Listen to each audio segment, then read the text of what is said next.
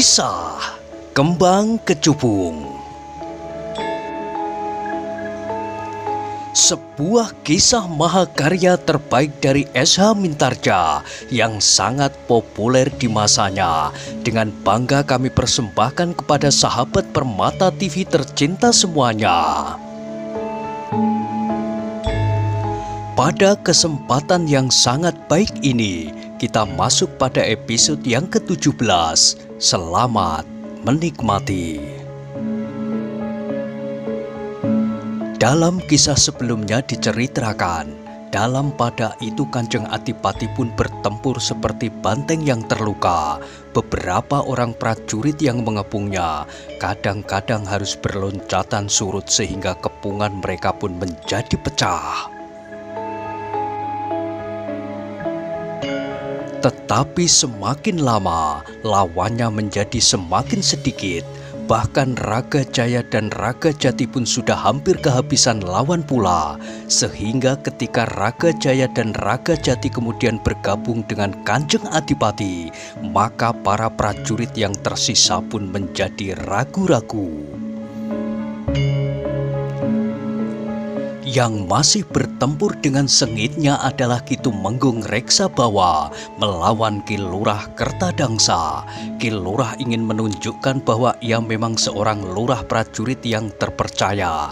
Ia ingin menunjukkan bahwa meskipun ia bukan seorang Tumenggung, tetapi ia akan dapat mengalahkan dan bahkan membunuh Ki Tumenggung Reksabawa, kepercayaan Kanjeng Adipati. Tetapi ternyata Ki Lurah Kertadangsa tidak dapat mengingkari kenyataan. Semakin lama Ki Lurah itu pun menjadi semakin terdesak. Jika semula ia selalu meneriakkan kemenangan yang sudah di depan hidungnya, setelah Ki Tumenggung itu terluka, maka kenyataan yang dihadapinya adalah sudah berbeda. Ki Tumenggung tidak menjadi semakin lemah karena darahnya telah mengalir, tetapi Ki Tumenggung seakan-akan justru menjadi semakin tegar. Bahkan Ki Lurah pun menjadi mulai tersentuh oleh ujung tombak Ki Tumenggung. Beberapa gores luka telah menganga di tubuhnya, darah pun telah mengalir pula dari luka-lukanya. Ki Lurah Kertadangsa itu pun menggeram. Jika semula ia dapat bertempur bersama beberapa orang prajuritnya, maka semakin lama prajuritnya pun menjadi semakin menyusut, sehingga akhirnya tinggal beberapa orang yang sudah terluka, yang masih mencoba untuk bertahan. Bahkan akhirnya tidak seorang pun lagi yang masih bertempur melawan Kanjeng Adipati serta kedua orang anak laki-laki Ki Tumenggung Reksabawa itu. Yang tinggal hanyalah Ki Lurah Kertadangsa yang bertempur melawan Ki Tumenggung Reksabawa. Ki Lurah, dalam keadaan seperti ini, kau akan melihat kebenaran tataran kepangkatan serta jabatan yang telah ditetapkan di Kadipaten Sendang Arum. Aku tidak peduli Ki Tumenggung, sekarang saatnya aku membunuhmu. Tetapi Ki Tumenggung berkata selanjutnya, meskipun kau kerahkan semua ilmu dan aji kesaktian yang kau miliki, ternyata kau masih belum pantas untuk dinaikkan pangkatmu. Kau masih terlalu canggung bertempur di arena pertempuran yang sebenarnya. Apalagi secara pribadi kau bukan apa-apa. Jika sekarang kau berhadapan dengan seorang Tumenggung, maka kau baru menyadari bahwa kau masih terlampau kecil untuk mendambakan kenaikan pangkat dan jabatan. Persetan Ki Tumenggung, aku akan membunuhmu. Aku akan membunuh Kanjeng Adipati dan kedua orang anakmu itu. Prajurit-prajuritmu sudah habis. Ada yang terbunuh, ada yang terluka parah sehingga tidak dapat bangkit lagi. Ada yang terluka hanya ringan saja, tetapi sudah berputus asa dan menyerah. Aku akan membunuh mereka yang menjadi pengecut. Bagaimana kau dapat membunuh mereka jika kau sendiri akan mati? Jangan hanya membual Ki Tumenggung. Ki Tumenggung tidak menjawab, namun serangan-serangannya datang membadai. Menyerahlah Ki Lurah Kertadangsa, kau tidak mempunyai kesempatan lagi. Ki Lurah Kertadangsa tidak menjawab, tetapi ia pun meloncat dengan garangnya. Senjatanya pun terayun mendatar menebas ke arah leher Ki Tumenggung. Namun Ki Tumenggung sempat merendah. Dengan tangkasnya Ki Tumenggung menjulurkan tombaknya ke arah dada. Terdengar Ki Lurah Kertadangsa itu berteriak memaki dengan kasarnya, namun suaranya pun menjadi semakin lemah, sehingga akhirnya suaranya yang menjadi parau itu tidak terdengar lagi. Ketika Ki Tumenggung Reksabawa menarik tombaknya, maka Ki Lurah Kertadangsa itu pun segera terjatuh dan terbaring di tanah. Nafasnya sudah tidak mengalir lagi di lubang hidungnya. Ki Tumenggung pun berdiri termangu-mangu sejenak, namun kemudian Ki Tumenggung itu berkata, "Kanjeng, agaknya pekerjaan kita di sini sudah selesai." Kanjeng Adipati menarik nafas dalam-dalam. Dipandanginya kedua orang anak laki-laki Ki Tumenggung Reksabawa itu berganti-ganti. Dengan nada dalam, Kanjeng Adipati pun berkata, "Aku mengucapkan terima kasih kepada kalian berdua." "Sudah menjadi kewajiban kami, Kanjeng," sahut Raga Jati. "Ayahmu memang memikul kewajiban sekarang ini, tetapi sebenarnya kalian masih belum waktunya. Meskipun demikian, kalian telah menunjukkan pengabdian kalian. Yang terpenting bukan kepadaku, tetapi kepada Sendang Arum. Kami berdua ingin membantu ayah kami dalam tugas-tugasnya, Kanjeng. Sekali lagi aku mengucapkan terima kasih." Kanjeng Adipati itu terdiam sejenak, lalu katanya kepada Ki Tumenggung Reksabawa, "Apa yang harus kita lakukan sekarang, Kakang?" "Kita harus segera meninggalkan tempat ini sebelum yang lain datang, Kanjeng." "Bagaimana dengan mereka yang terbunuh? Apakah kita akan meninggalkan mereka begitu saja?" "Biarlah yang masih hidup mengurus kawan-kawannya yang sudah mati," jawab Ki Tumenggung. "Kita akan kemana?" "Kita akan pergi ke Kademangan Karangwaru. Kita akan membuat landasan perjuangan untuk menegakkan tatanan dan paugeran di Sendang Arum dari Karangwaru. Menurut pendapatku, Demang Karangwaru serta rakyat di sekitarnya masih akan mendukung tegaknya kedudukan Kanjeng Adipati." "Baiklah Kakang Tumenggung." Ki Tumenggung Reksabawa itu pun kemudian berkata kepada seorang prajurit yang telah terluka tetapi tidak terlalu parah, "Terserahlah kepadamu. Rawatlah kawan-kawanmu yang masih hidup dan yang sudah mati. Kami akan melanjutkan perjalanan ke Kademangan Karangwaru atau ke Kadipaten Majawarna yang tentu akan mendukung perjuangan kami merebut kembali Kadipaten Sendang Arum dari tangan para pemberontak." Prajurit itu tidak menjawab. Sekali-sekali mulutnya masih menyeringai menahan pedih lukanya yang basah oleh keringat. Sejenak kemudian maka Kanjeng Adipati diiringi oleh Ki Tumenggung Reksabawa serta kedua orang anak laki-lakinya telah meninggalkan tempat itu. Mereka mengikuti jalan panjang yang akan melewati padang perdu yang mengantarai bulak persawahan dengan hutan yang memanjang ke barat. Namun setelah mereka mendekati sebuah pedukuhan di hadapan mereka, Ki Tumenggung Reksabawa pun berkata, "Kita akan berbelok di sini, Kanjeng. Bukankah jalan ini menuju ke Kademangan Karangwaru? Bahkan jika kita akan pergi ke Kadipaten Majawarna, kita tidak akan pergi ke Karangwaru atau ke Majawarna. Tetapi tadi Kakang Tumenggung mengatakan bahwa kita akan pergi ke Karangwaru atau ke Majawarna.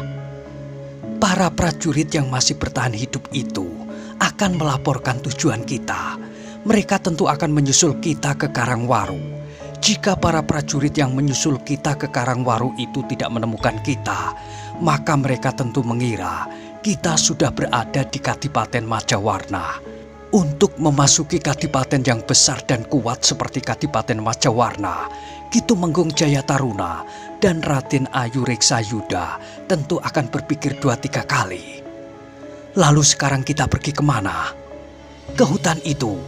Kita akan berhenti mengobati luka-luka kita sambil memikirkan arah perjalanan kita yang sebenarnya. Kanjeng Adipati mengangguk-angguk. Beberapa saat kemudian mereka telah berada di hutan yang lebat. Sementara itu langit pun menjadi semakin terang. Cahaya fajar yang semburat merah sudah naik dan mewarnai langit. Di pinggir hutan yang lebat itu mereka berhenti. Ki Tumenggung mempunyai serbuk obat di dalam sebuah bumbung kecil yang dibawanya kemana-mana. Raga Jati dan Raga Jaya pun kemudian mengobati luka di tubuh Kanjeng Adipati dan di tubuh ayahnya dengan serbuk yang dibawa ayahnya itu. Bahkan kemudian Ki Tumenggung pun telah mengobati goresan-goresan senjata di tubuh kedua anaknya yang ternyata juga sudah terluka meskipun tidak banyak mempengaruhinya. Setelah beristirahat sejenak, maka Ki Tumenggung itu pun kemudian berkata, "Nah, sekarang kita sempat memikirkan kita akan pergi kemana. Ada dua arah yang dapat kita tuju, Kanjeng. Kepadepokan tempat kedua orang anakku ini berguru, atau pergi ke lereng gunung, ke tempat tinggal Ki Ajar Anggara." "Ki Ajar Anggara bekas mertua Kakang Tumenggung Reksayuda." "Ya, Kanjeng." "Kenapa ke sana?" "Ki Ajar Anggara mempunyai wawasan yang sangat luas. Tetapi jika Ki Ajar Anggara juga menganggap bahwa aku telah membunuh bekas menantunya itu." "Mudah-mudahan tidak, Kanjeng. Ki Ajar Anggara adalah seorang yang bijaksana, mempunyai pandangan yang luas dan ketajaman penalaran. Menurut pendapatku, Ki Ajar tidak akan dengan tergesa-gesa mengambil sikap." Kanjeng Adipati itu pun mengangguk-angguk. Katanya, "Baiklah, kita akan pergi ke padepokan Ki Ajar Anggara." Demikianlah, setelah beristirahat beberapa saat, maka mereka berempat pun segera melanjutkan perjalanan. Perjalanan mereka masih jauh, sementara itu mereka harus berusaha menyamarkan dirinya. Sementara itu juga, pakaian mereka yang terkoyak di mana-mana. Noda-noda darah pun telah melekat di baju dan kain panjang mereka, sehingga dengan demikian, maka mereka tidak dapat mengambil jalan yang ramai.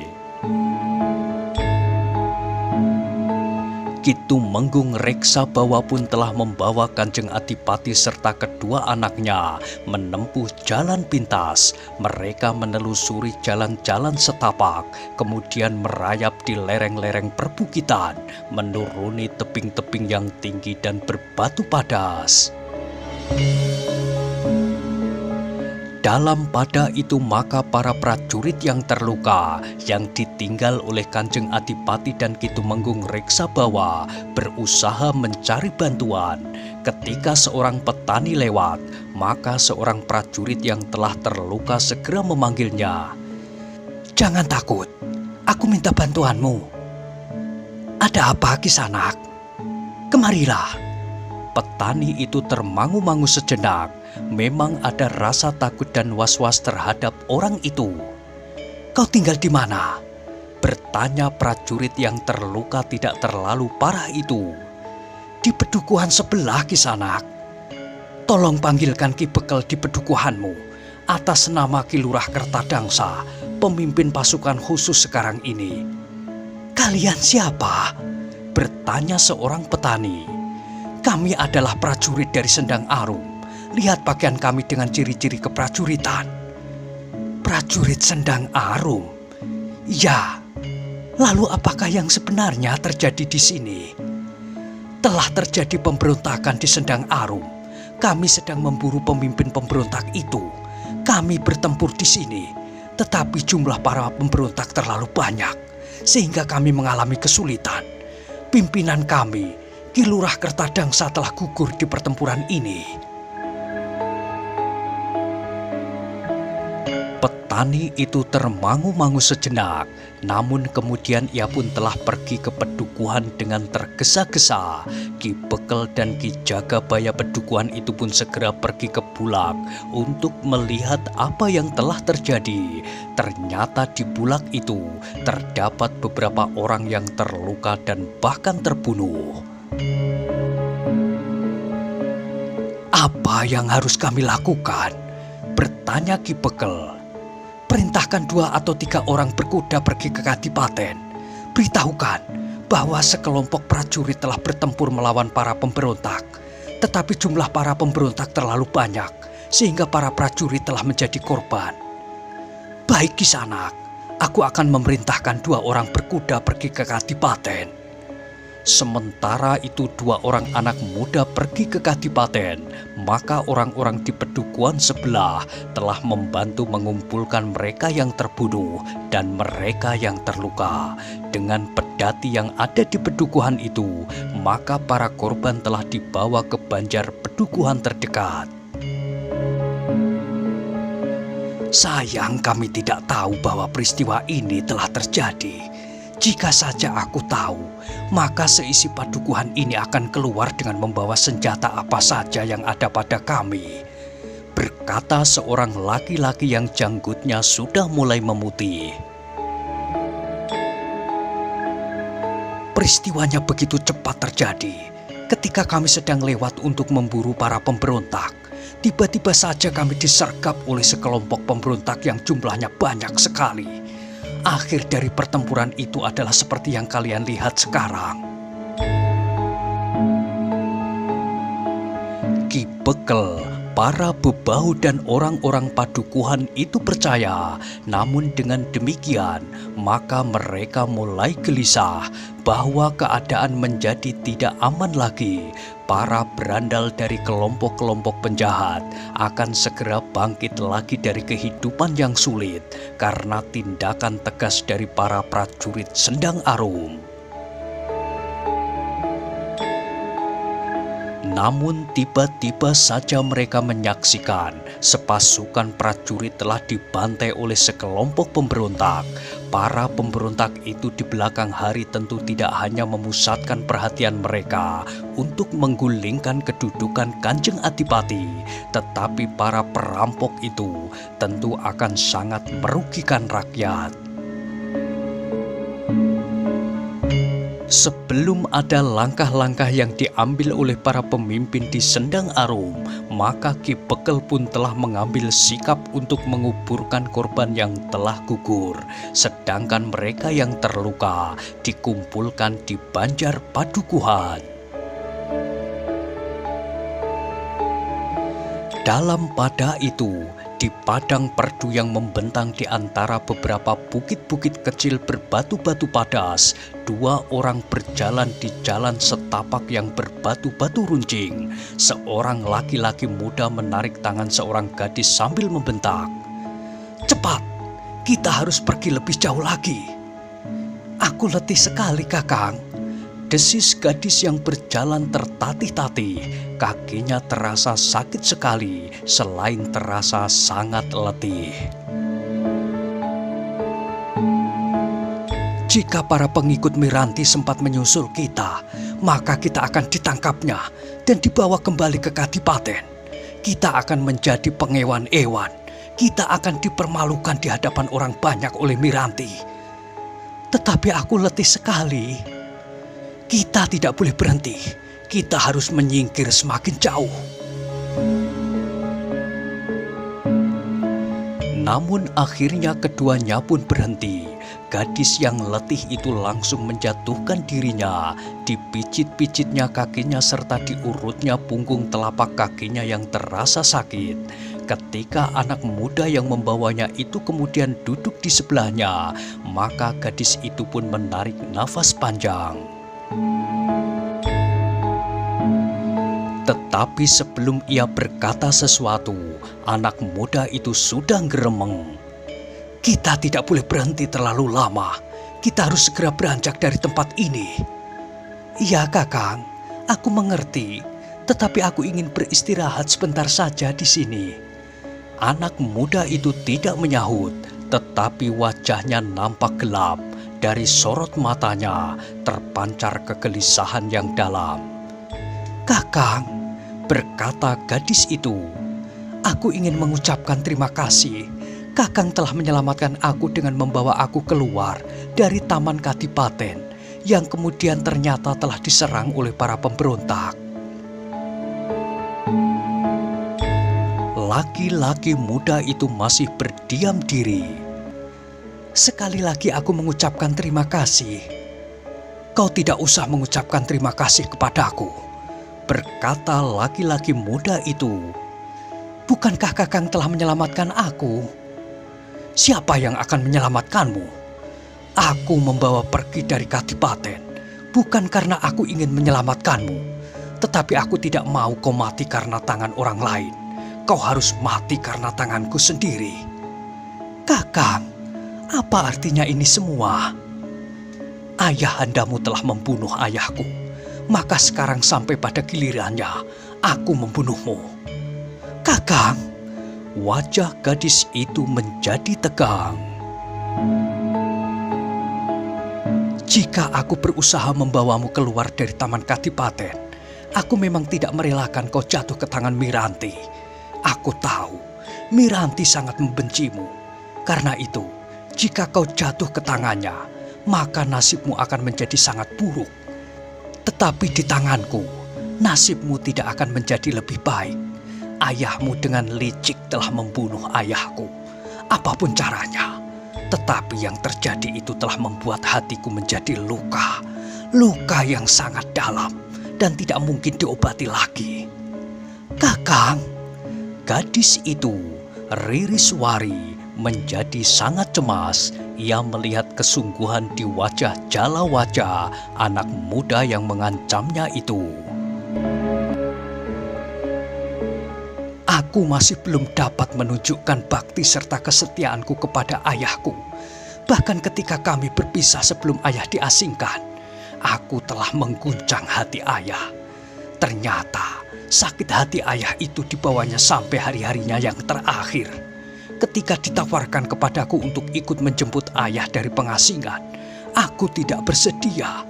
Ternyata bahwa aku tidak pernah lagi bertemu dengan ayah."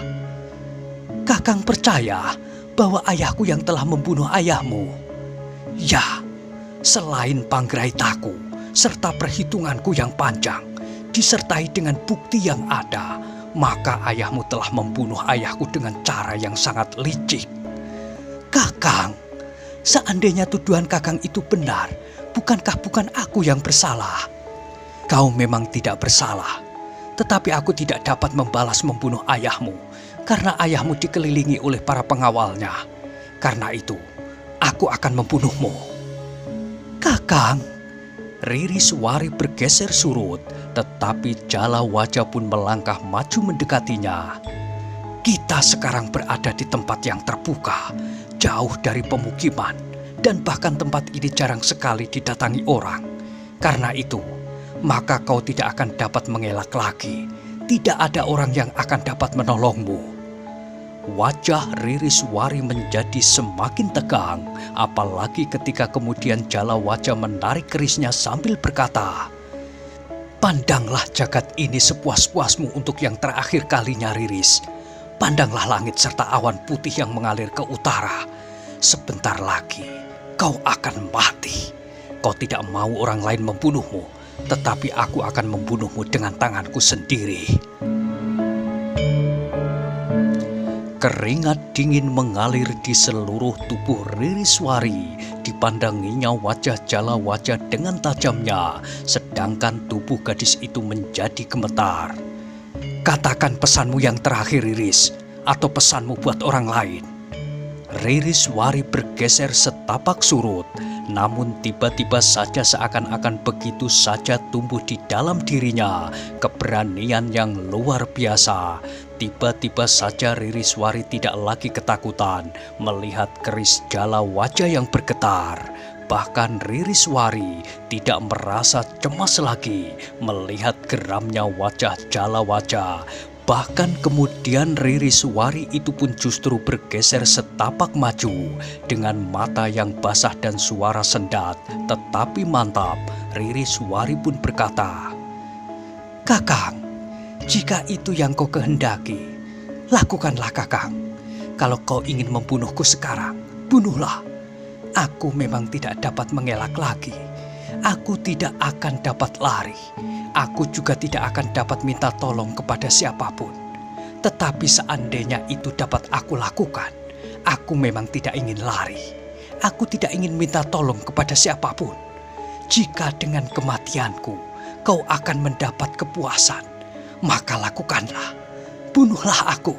Aku akan merasa gembira di saat-saat akhir hayatku, karena kematianku masih mempunyai arti bagimu." "Cukup, Kakang. Aku masih akan mengucapkan terima kasih kepadamu bahwa baru sekarang kau akhiri hidupku. Tidak semalam di Taman Kadipaten, sehingga pagi ini aku masih sempat melihat matahari terbit." "Diam, jangan banyak bicara lagi. Sekarang tundukkan kepalamu, pejamkan matamu. Aku akan menusuk dadamu." "Tidak perlu, Kakang. Aku tidak perlu menundukkan wajahku. Aku tidak perlu memejamkan mataku.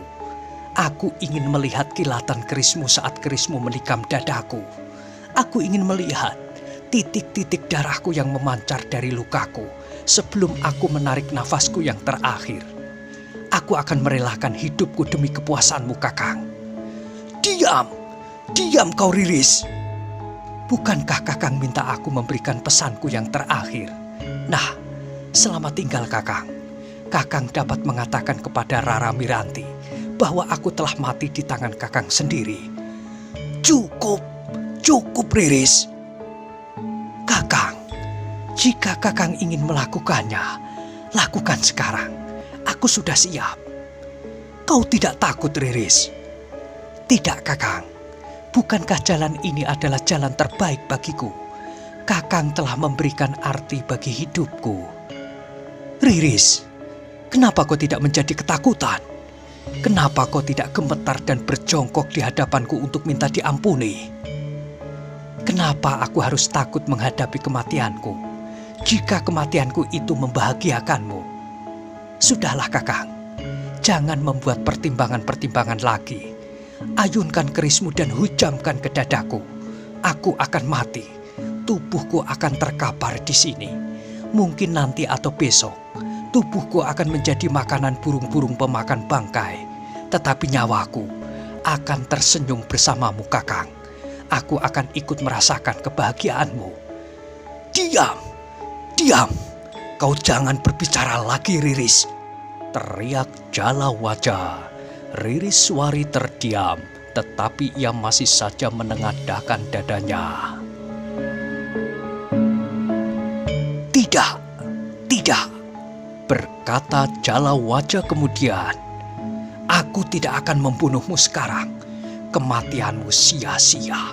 Yang akan aku sakiti hatinya adalah Paman Adipati yang telah membunuh ayahku. Karena itu, aku akan membunuhmu di hadapan Paman Adipati. Atau setidak-tidaknya Paman Adipati tahu bahwa aku telah membunuhmu. Jika aku bunuh kau sekarang, maka berita kematianmu itu tidak akan sampai ke telinga Paman Adipati." Ririswari mengerutkan dahinya, kemudian ia pun berkata, "Bukankah Kakang dapat bercerita kepada ayah bahwa aku sudah mati? Bahkan tubuhku atau sisa-sisa tubuhku dan pakaianku akan dapat diketemukan di sini.